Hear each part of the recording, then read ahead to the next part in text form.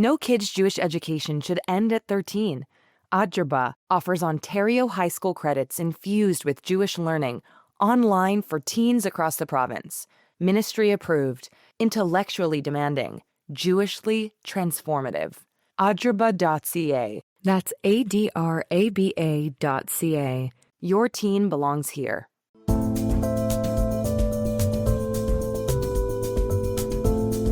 People in Israel faced a tense weekend of air raid sirens and home front command warnings as barrages of incoming Iranian rockets were being shot at the Jewish state.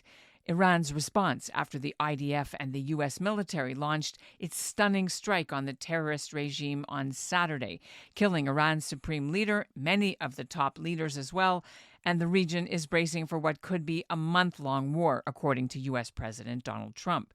It was the largest Air Force operation in Israel's history, an attack months in the making. It sent ripples across the Middle East, and while Israel's air defenses are intercepting most of the incoming missiles and drones, they haven't stopped them all. And as I record this, the death toll in Israel climbed again Sunday. Earlier, rockets destroyed a building in Tel Aviv. One hit a Beit Shemesh neighborhood, including a synagogue, killing 9. Meanwhile, Canadians are watching from afar and checking in with family members in Israel, hearing how their relatives have been moving in and out of bomb shelters ever since Saturday. That's the case for Montreal lawyer Neil Oberman. He arrived in Israel last week with his wife to visit the couple's son, who lives in Israel. When the war started, the family's been spending many hours inside a reinforced safe room in the basement of a house in Ra'anana, including when I caught up with him. We're going to go downstairs now in light of the rocket attack, and I'll show you where we're going. We have about a minute and a half to get to where we're supposed to be, and I'm going down to the shelter now, slowly, because most injuries occur while getting to the shelter, by the way. I'm Ellin Bessner, and this is what Jewish Canada sounds like for Monday, March the 2nd, 2026. Welcome to North Star, the flagship podcast of the Canadian Jewish News, made possible thanks to the generous support of the Ira Gluskin and Maxine Granovsky-Gluskin Charitable Foundation.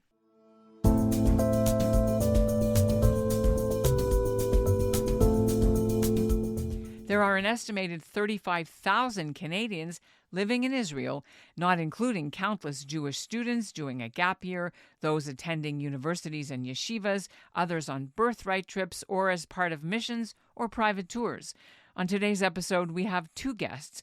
Coming up later, Professor Thomas Junot from the University of Ottawa returns to the North Star podcast. He's an expert in Middle East affairs, especially Iran, and he'll help us separate what we know from what we don't and what Canadians should realistically be watching in the coming days. But first, I'm joined now by Neil Oberman, a prominent Montreal lawyer and Jewish community activist, a former Conservative Party candidate in the last federal election, to hear how he and his family are riding out the current conflict, when they were supposed to come back, and what the mood is like. How are you? It's good to see you. I'm doing very well. Obviously, it's a period of time where there's a lot of stress. Heightened tensions are everywhere, but people are very optimistic, and I'm optimistic, and I feel safe and protected and cared for where I am. I'm speaking to you now. It's Sunday, and later in the day in Israel, you just got out of the shelter again. How many times is that now since this all started? It started Saturday, and I can tell you throughout the entire day on Saturday, we spent very little or no time outside of the protective shelter where I currently am. So it was most of the day, all of last night, and I'm out now. It's approximately 1:10 in the afternoon here in Israel. And can you say how it's been? What has it been like for you to experience this? You know, watching things on CNN and Fox is not being here physically. It's a very different feeling. Remote viewing doesn't give you a sense of what actually occurs on site. I want to say that I'm not overly nervous. It's not my personality, but I'm concerned. I'm concerned for the world. I'm concerned for the region, and I'm concerned as a Canadian because what happens here inevitably spills out into Canada and into our region. So I am concerned, but I'm optimistic because I know the great people of Iran will be given an opportunity to reach their potential with perhaps a better and more friendly regime. Were you there in June, last June, when this happened for the 11-day war, or is this their I was first I was time? there in August at the tail end of things, and we only had one or two alerts at that time, so it was a very different feeling. It was sporadic. Now it's constant. So yeah, there is a distinction between then and now, but there's also a change in circumstance of why it has to be so intense at this time. So who's there with you, and why are you in Israel? Great question. I'm here with my lovely wife, and I'm visiting my son, who's is studying here in Israel. And you have family there too? Like, where I are you have staying? family. Yeah. I'm fortunate that my family has accommodated myself and my wife. They're great people, or my brother-in-law and sister-in-law, and all my nieces and nephews, and my very close family has really been very accommodating. And you need to, because running up and down in a public shelter, it's not an easy thing. At a hotel, it's a public shelter, so that means you'd have to leave your room, go downstairs, go back upstairs. So no, I'm very fortunate that I have this ability to be here in safety and in comfort. So describe what's the shelter like, and who have you met? How have you passed the time?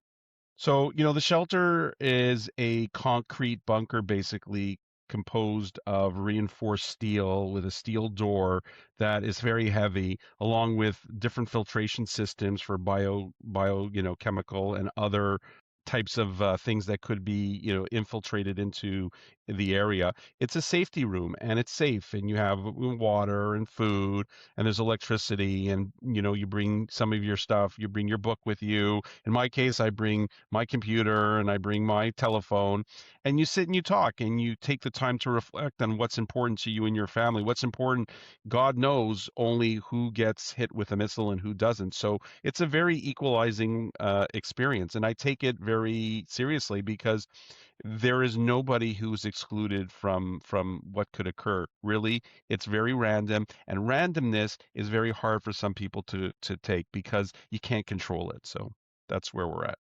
So you were talking about this shelter. Is this in the same floor building, or is it in No, the it's in the it's in basement? the Like, it's in the exactly basement. located? So you said you are not concerned. What is the mood around you? Life goes on. People, were nervous because of this uncertainty leading up to the first day of the war. When is it going to happen? But once it happened, I was out last night. I needed to get some groceries. Nobody was hoarding toilet paper. Nobody was hoarding anything. People were orderly waiting in line to buy things, and I bought what I needed, and I came home. And people are pleasant, and people are, Israeli, and they're survivors, and they're people who thrive under certain types of environments, and life goes on. My son's life goes on, and my life will go on. You said that people were buying groceries and toilet paper, and you had a book. What was the book you brought? Well, actually, I'm preparing for a 2-day trial on Monday. So my book is my book of proceedings that I have to be online for the next 2 days in a superior court case in Montreal. So I'm reading law. I know it's not too exciting, but it is my job, and I do have to earn a living. So that's what I'm doing. My wife reads, many books online, and but people are very excited that they're able to spend time with their family in a serene environment, because when you're in that shelter, it's serene because it's closed. There's no outside interference. But I'll tell you something, Israelis are a very special breed, and they know what it will take in order to be successful during the days and perhaps weeks that are going to be upon them. A lot of people were saying that some of these booms are quite audible. Can you Yes. hear or feel anything? Describe what that's like. Okay, so the booms that you hear are the interceptions from the local either Patriot or Iron Dome batteries that are scattered throughout the region, and you do hear them. So it's just like a pop. It's like a pop pop, and then it shakes a little bit. Nothing drastic, nothing groundbreaking. The louder the pop, the closer the projectile, right? So in our particular case, the projectiles are not that close, and we do hear them, and we do feel a little bit of vibration, but that's the extent of it. What's the travel situation now for you? Travel situation is following. Air Canada has suspended its flights. I did speak with Air Canada yesterday to see what the earliest flight I could get out. They're not flying until March 9th, 2026. So for anybody who might be listening, that's the first flight that's coming out. I did check to go through Dubai. Dubai is actually, oh, there we go. There's a critical home front notification that just came in. Want to read Um, it? Yeah, it says basically in the next few minutes, alerts are expected in the Renana area. So that's the message you get. So that's what comes in on your cell phone. And then you have an opportunity to stop what you're doing, put the boiling water aside, and get maybe perhaps ready to go downstairs. But I don't have to go downstairs yet, so I'm good to go. Okay, so back to travel. You're stuck there. When were you supposed I to come mean, back? the answer is I have a flight to leave next, not this week, but next week. It has not been canceled. It could be canceled. I will make arrangements. If not, I will stay here in the state of Israel and I will do what I need to do. I'll rely on the carrier of Canada to, make sure it comes back here to pick up its Canadian citizens, and we'll see what happens. I'm not going to worry about next week. I'm going to deal with the here and now and act accordingly. And what about communication with Canadian government, consular officials, global affairs? Have you been able to reach them? Don't have to. If I need to, I certainly can. They've put out a travel advisory on online. I read it. Thank you very much. I'll rely on myself and my family before I rely on government. Not because it's the Canadian government, it's because you have to be able, you don't want to burden the state already that's overburdened. If I need their help, I'm sure they'll be available to me. Okay, I guess. Okay, I guess. Was that a rocket? No, that's the siren. That's again the home front command saying more rockets coming in. As you can hear, the sirens are going off, but I am not nervous and I am not going to cower in what Iran is doing. They won't be able to do it much longer. That's for sure. So you got to go. So we'll let you Oh, go. And I'm just gonna take my computer with me. Watch and all see right, how are you going to technology show me works. down from I'm gonna show downstairs? you Let's go. downstairs. Let's Let's go. go. Let's see if it So works. we're gonna go downstairs now in light of the rocket attack, and I'll show you where we're going. We have about a minute and a half to get to where we're supposed to be because of where we are. And I'm going down to the shelter now, slowly, because most injuries occur while getting to the shelter, by the way, because I've people heard are that rushing. Yes. Actually, they I almost fall. slipped and fell myself. But now we're going to go to the shelter, and here's what the shelter looks like. Is this a It's single home or an apartment building no, this is in you're in? a single home. So Single the home. shelter is basically, let's go. Okay, we're getting my son to come in because we have to close the door. Close the door very hard and make sure it's sealed. Okay, he's going to close the door. And look, we're here. So I'm in the room. It's quiet. It's safe. The internet works. It's just the Who two else of is us. there? Yeah. No, Home. my wife is visiting our niece next door. So it's she's in their bomb shelter. So it's okay. No problem. So that's it. It's just four walls and a couch, and Four you walls and a even have couch, art. and obviously you have my chargers and stuff because it's important, and you have cupboards. But it's basically just a room that's been reinforced. It's called the mamad, and it's a shelter, and it's exactly what you're supposed to do: stay in it and be safe during the next 10 minutes or so. It's What about a more bathroom? I'd say we have a bucket, but I'd say you have to hold it for the 10 minutes or 15 minutes. But you could be in here for a couple of hours too, by the way. You don't know. It has not happened. So your viewers should not be of the position that you're unable to leave the mamad. You go in, you come out, you go in, you come out. And it's a process, but it interferes with your daily activity. But it's okay. It's for the right reason. And you didn't hear anything or feel anything yet? We usually feel like bumps and pushing, but this time I haven't heard anything.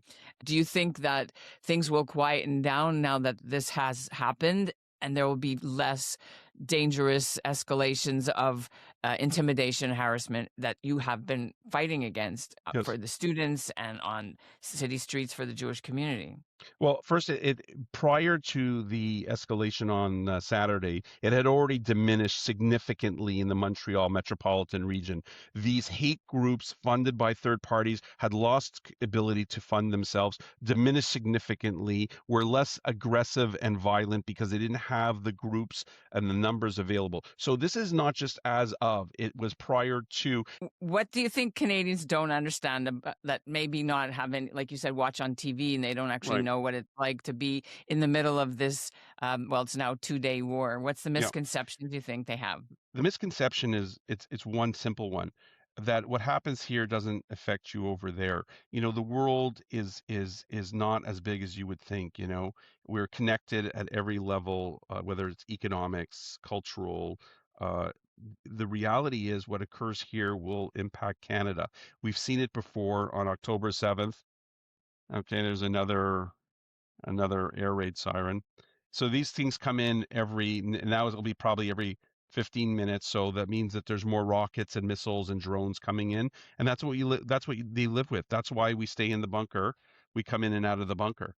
So what do I want to tell you is that what happens here impacts people back in Canada. What does that mean in plain English? It means that it'll spill out over there because there are people within our country that aren't good Canadians who don't want to do good things for Canada. So when the situation here in the Middle East has been rectified and Iran is properly set out where it no longer has these types of folks trying to control the region, it'll be better for everybody. In Canada, what is my recommendation for young people? Continue to be strong, go back to school, study hard. For those who want to destroy our country, who want to destroy our cultural communities, you will not succeed. You have not succeeded. And I'll tell you this, I'm very optimistic for Canada. I'm very optimistic for the Jewish community, but I'm even more optimistic for the world after these events. The world will be better. Amen to that.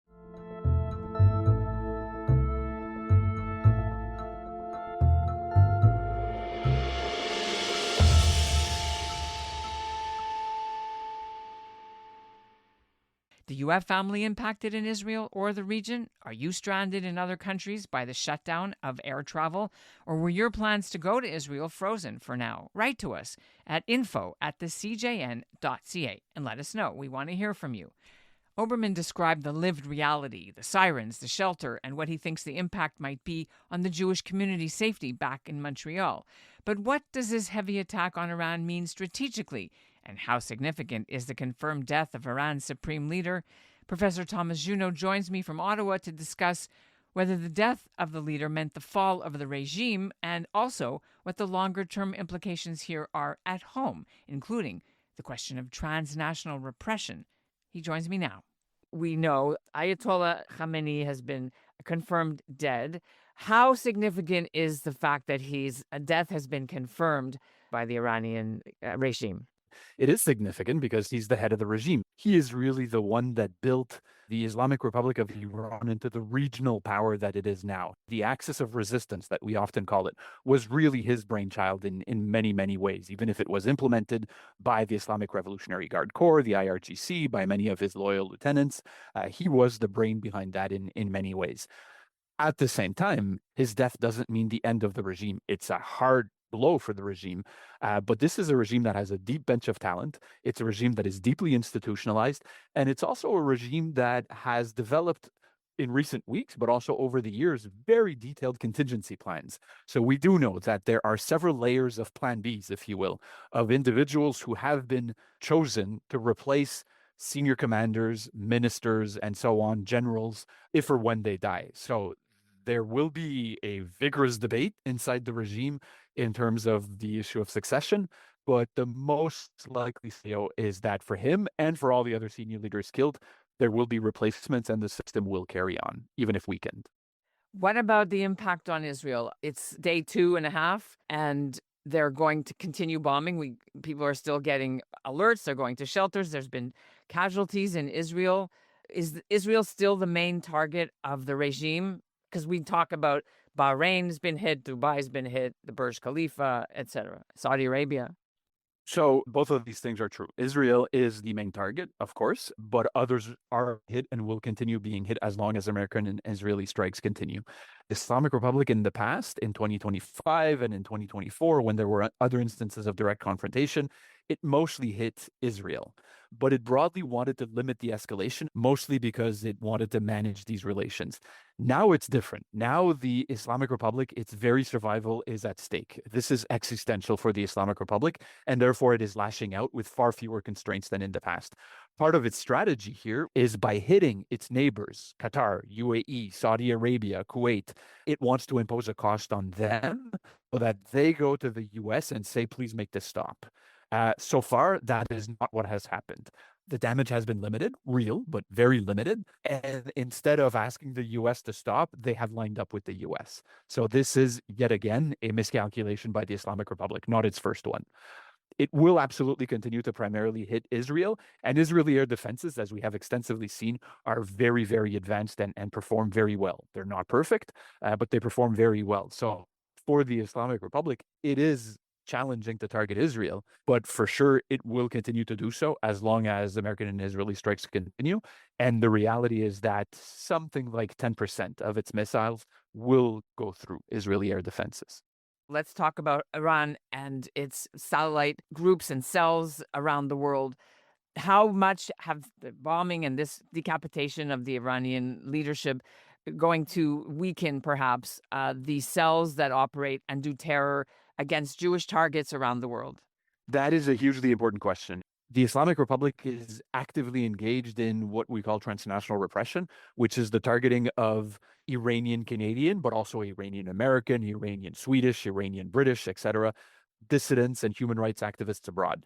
In a scenario moving forward where the Islamic Republic survives, because it is so vulnerable, the pattern that we've clearly seen in the past is that when the Islamic Republic is vulnerable and when diasporas mobilize and when non-diaspora, but other groups mobilize against it abroad, it will intensify. And we've seen that pattern over the years. At the time of PS 752, 6 years ago, if you remember the aircraft that was shot down just above Tehran in January 2020, we saw that after the Women Life Freedom movement in 2023. If you add to that the more general, beyond the transnational repression dimension, the more general support for terrorism abroad, directly through proxies, through Hezbollah, through organized criminal groups that the Islamic Republic is already engaged in, including against Jewish Canadian or otherwise in Argentina in the 1990s, etc. Hezbollah, of course, in the north. Yeah. So if you combine all of that together, my fear that I've been trying to raise over the weekend is an intensification of these efforts in a scenario where a weaker but rustier Islamic Republic is what comes out of where we're at right now. And my assumption is that Canadian law enforcement and security services are aware of this. The CSIS director gave an annual public speech late last year in which he specifically raised this issue. So I think they are well aware, but for sure you are right that it is something to be concerned with. There has been a lot of York Regional Police, Toronto Police, police across the country upgrading their patrols of Jewish places of worship now, schools and synagogues over the last 24, 48 hours as a result of the tensions in the Middle East. What should Canadian policy here be about dealing with those supposedly 700 IRGC members who are already in Canada? And maybe, as you said, part of the last answer that you just gave of fomenting transnational repression. Well, the Canadian government has been increasingly aware in recent years about the threat of transnational repression, also by China, India, and several others. On the Iran case, there has been growing effort. CSIS and the RCMP, in particular, are increasingly active in trying to counter transnational repression. The awareness of the threat is far more acute today than it was just a few years ago. CSIS and the RCMP are actively engaging with diaspora communities in Canada to gather information, but also to share information on the threat people need to know, right? And also to share advice on what to do, how to reach out to authorities. There has been much more communication in recent years with local polices, municipal, provincial, and federal authorities. Are we today where we should be in terms of countering transnational repression by Iran and others? No, we're not. As you said, there are still a number of Iranian regime adjacent individuals in Canada, family members, retired members of the regime. That's a problem. Some of them are not necessarily engaged in transnational repression, but the message that it sends to the Iranian Canadian community and to the Jewish community and to other communities is a really negative message, the fact that they are here. My understanding is that the government is increasingly serious in dealing with this, but we are not where we should be. I think most people recognize that. And especially in a scenario where 2026 brings a heightened threat, more will need to be done for sure.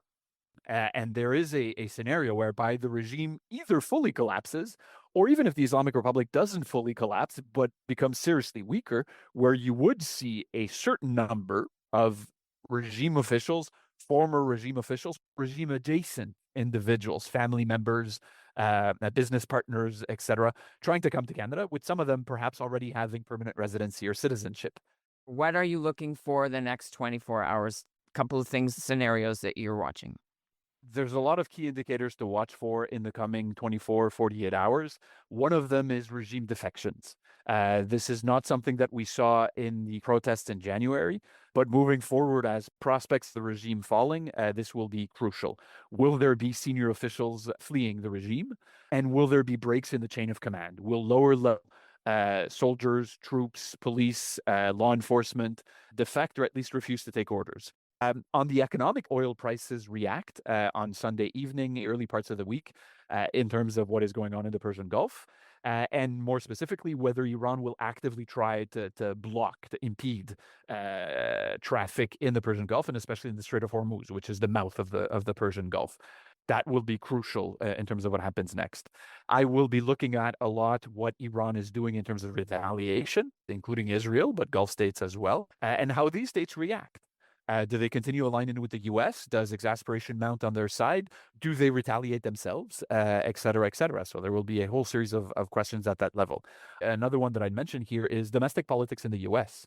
There is no love for Iran at any side of the political spectrum in the U.S., so there will not be major opposition on that front. But in Congress, by any definition, this is war. And normally, under the U.S. Constitution, the president should get congressional approval, which he did not get. How will that play out? There are many factions within the MAGA coalition under Trump that are very isolationist. How will that play out? How sensitive will Mr. Trump be to that political reality? So all of that and multiple others, but are some of the elements I'll be watching for.